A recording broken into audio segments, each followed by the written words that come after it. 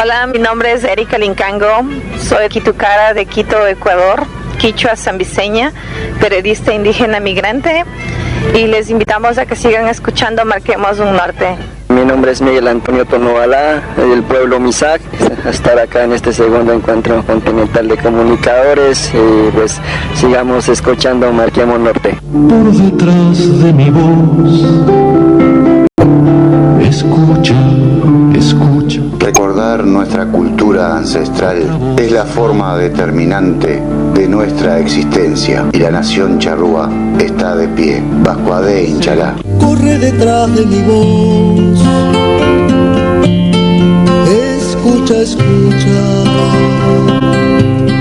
otra voz canta. Vienen de atrás, de lejos, viene de sepultura.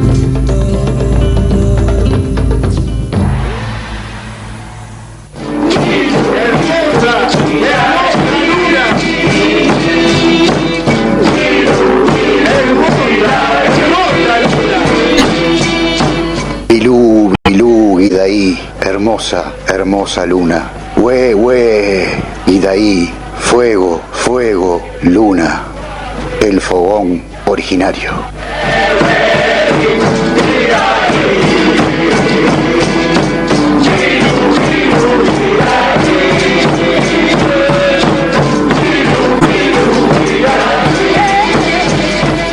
No puedo leer el que quería, no lo traje.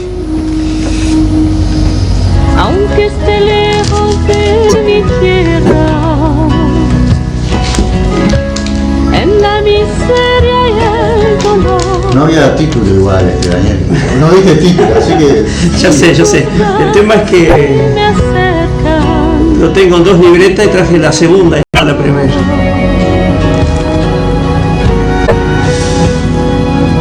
Bueno, para este fogón originario pensaba leer una historia sobre las piedras y los mensajes que tenemos en las piedras. Pero en el nerviosismo último del debut en esta radio, olvidé traer una de mis libretas. Y como, aunque no tenía título, intento ser muy sincero, la realidad es esa. Así que voy a leer una parte y espero que se comprenda. Muchas veces las cosas van de la mano una con otra, pero este caso creo que se va a poder entender igual. Al comienzo del atardecer llegaron a Lum, nuevo obstáculo en el camino de este grupo hacia lo que sería el gran encuentro. Los 2 caciques se miraron entre ellos. El cruce total demandaría por lo menos 2 horas.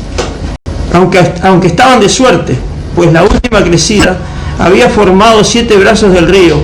Uno de ellos era bastante ancho y profundo, lo que dificultaría la pasada. Al llegar a la otra orilla, Ejoj volvió a interrogar a Juan Pedro con la mirada.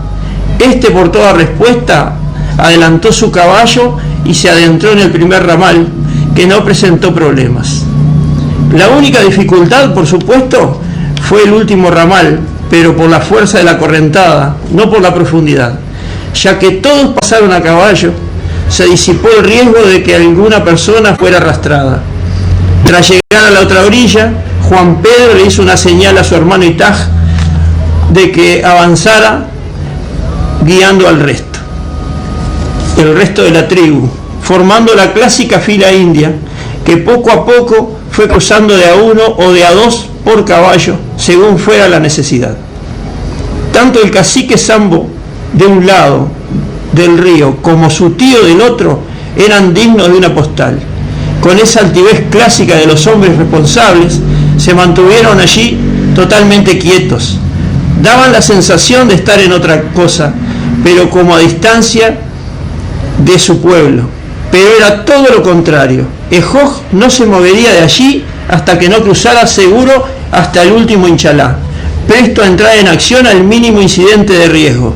Y Juan Pedro, que también velaba por si pasaba algún percance, no se movería de allí hasta que cruzara el último, que en este caso sería su tío. Trasladarse de un lado a otro para este pueblo nómade era común, pero no frecuente. Lo hacían en función de la necesidad, de las manadas, del abrigo de un monte en verano o de protección de los vientos en invierno. Se mudaban de un lugar ideal en el calor, pero que se negaba en épocas de invierno, en épocas de lluvia, heladas, grandes rocíos. Lo hacían también porque la tierra era libre, sin pertenencias. El espacio sobre esa tierra era de ellos, la Uncayusmar no. Tal es así que nunca vieron con malos ojos, y esto no solo los charrúas, sino todos los habitantes de la Via Yala, cuando el conquistador se asentó con libertad sobre este suelo. Distinto fue cuando se creyó el dueño. Para el término del cruce, ya el sol estaba oculto y el acampe se hizo a la apurada, cobijándose entre los pocos árboles que había tras el arenal. Un gran fogón fue la forma de alejar el frío del rocío que cae por las noches, una vez entrado el otoño en la banda. Ya por la mañana, cuando la serenidad del monte, ya por la mañana, cuando la serenidad del mate los va adentrando en el nuevo amanecer, se ve a lo lejos, desde el norte, un jinete, charrúa en su apariencia, que se acercaba a todo dar. Se da la alarma. Ejoj y Juan Pedro salen de sus lugares y reconocen a Godgodoroy, ganso salvaje, el chasqui que usaba Polidoro preferentemente. Lo recibieron como se merecía: agua primero, unos mates después, algo de alimento para que repusiera fuerzas tras cabalgar toda la noche y un poco de reposo para más tarde reunirse con los responsables de este grupo humano. Godgodoroy, el chasqui llamado así por el cacique Polidoro, pues decía que sus mensajes volaban con él, traía palabras de advertencia: frutos, corazón malo. El gran encuentro podía ser una trampa. Polidoro avisaba que no se presentaría, porque desconfiaba. Aquel mensaje ensombreció los restos de los dos caciques, pero por diferentes motivos. Mientras en Ejoj aumentó el malestar y la duda, para Juan Pedro fue una ofensa. Le respondió a Godgodoroy que a él lo había invitado don Julián, amigo suyo y camarada de armas, hombre valiente y arrojado en batalla, que jamás le había mentido.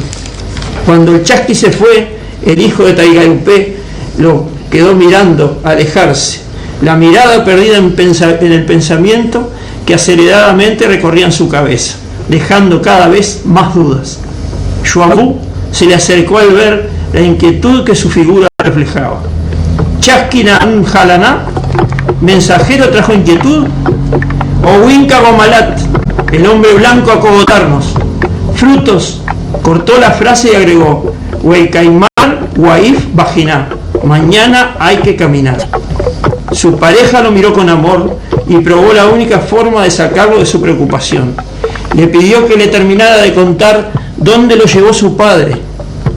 Él la miró y recordó que aquella aventura de su niñez no la había terminado de contar, pero ahora no tenía ganas.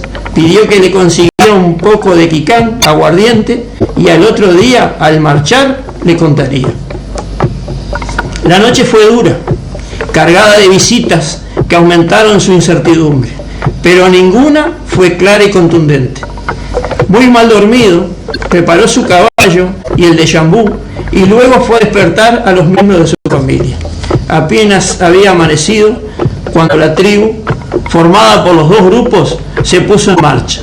Avanzarían todo lo que pudieran, considerando a los ancianos y sus fatigas. El último gran escollo fue el cruce del Lum, pero para llegar faltaba mucho.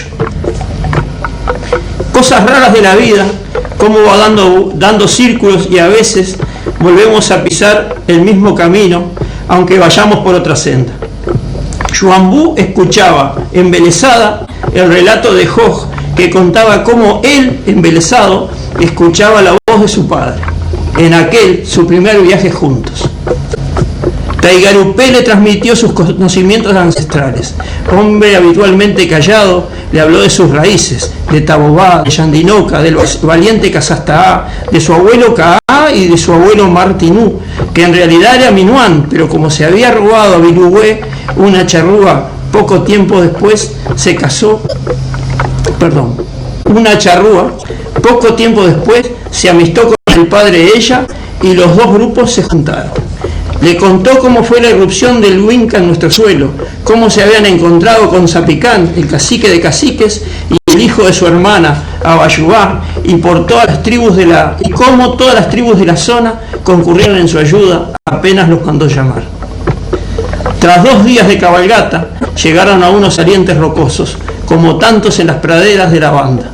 El hombre se apeó, le hizo una señal al niño para que lo siguiera y juntos avanzaron por una senda hasta llegar donde las rocas estaban pintadas. He aquí nuestras escrituras, hemos legado de nuestros ancestros.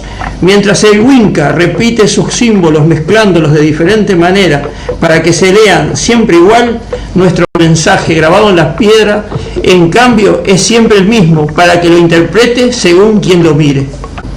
Y aquel niño charrúa, con su desnudez, con su pequeña pluma verde azulada en la cabeza, con aquellas marcas que le cruzaban las espaldas, porque un hombre educado, tratándolo de ignorante, le dio duro, emocionado hasta las lágrimas, comprendió que sus ancestros también dejaron mensajes escritos, pero no para ser repetidos, sino para ser interpretados. Y entonces miró a su padre y tuvo ganas de danzar y saltar y gritar de júbilo. No era cierto lo que el cura decía, mientras lo azotaba. Su pueblo también tenía cultura, no era ignorante y por sobre todo creía en algo religioso, en la libertad de interpretación. Ahora recordaba lo que su madre decía hace tiempo: en las tolderías hay tantas creencias como en Chalá. Algunas de las pictografías que vio quedaron en su mente durante los 2 días que duró el viaje. Perdón, acá me faltó una coma. Algunas de las pictografías que vio quedaron en su mente durante los 2 días que duró el viaje a encontrar el nuevo lugar donde moraba la tribu, después de abandonar el intento de reducción charrúa que el padre José Ignacio creyó fundar. En aquellos símbolos interpretó verdades, advertencias, homenajes y enseñanzas en todas ellas. Un círculo con una cruz, las 4 direcciones del viento, las 4 épocas del año y las diferentes temperaturas, las 4 fases de la luna. En definitiva, sus números, Yu, San, Beti, Betum. Una de las pictografías aglutina un montón de formas geométricas, las mismas que vemos bajo la penumbra de la noche al mirar a nuestro alrededor. Otra agrupa toscas formas humanas con un brazo más largo que se extiende por sobre la cabeza en forma arqueada, como si se extendiera con un garrote o un arma tipo sable. Este dibujo muestra una forma de ataque o cacería en conjunto. Pero hubo una imagen que lo siguió por mucho tiempo y necesitó ayuda para interpretarla. Se trata de una figura rodeada por 4 líneas, 2 en paralelo de cada lado, que se quiebran en ángulo a la base de la figura central, formando, para así decirlo, una X separada en el cruce, donde unas finitas piernas sostienen un cuerpo redondo, chico a comparación con su cabeza, oblonga, casi en forma de rombo. Más de un siglo después, los antropólogos que la descubrirían la llamarían el bailarín.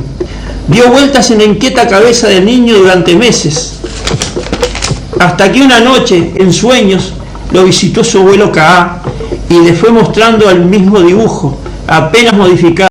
Primero aquella enorme cabeza flameando hacia un lado, enseguida la misma figura con la cabeza volcada hacia el otro, pero casi en forma de S, y por último, en el sueño, guiado por su ancestro, cobró vida, su cuerpo se puso rojo vivo y la cabeza tomó movimiento. Ejoj los despertó a todos a plena noche en el Pirí. Itzepe, fuego sagrado. Anaxihuat It, ese abuelo fuego. La verdad que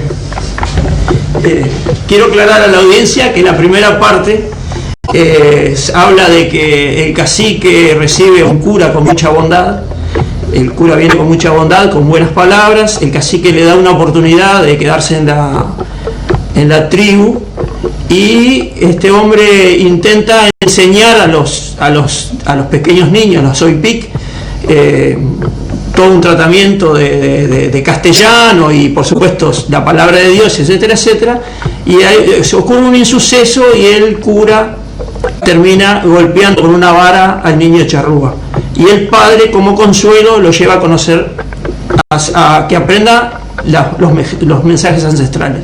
Esa parte fue la que me olvidé, pero la prometo para otra visita. Una pequeña acotación sobre la discusión entre el chasqui de Polidoro y Juan Pedro, que una cosa que he escuchado y que me parece que es así. Recordemos que en la cosmovisión judío-cristiana hay dos hermanos que se matan.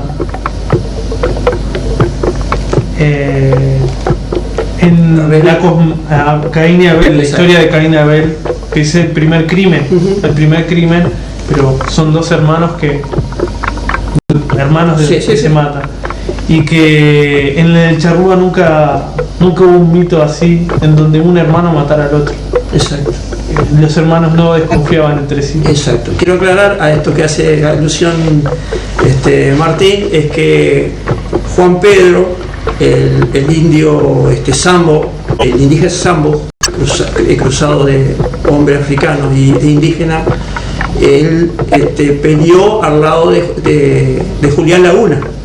Entonces él nunca desconfió de Julián Laguna, inclusive fue el intermediario para convencer a algunos charrúas que no querían ir, porque era tanta la confianza que tenía con Julián Laguna, y por eso lo mandaron Rivera a hacerlo de San Silvestre. Es bueno tu aporte, muy bueno. Se metió una parte de la historia que es dolor, ¿no? Pero siempre aparece. Siempre aparece. En este caso está ambientada la marcha y la charla durante la marcha San Silvestre. Sí.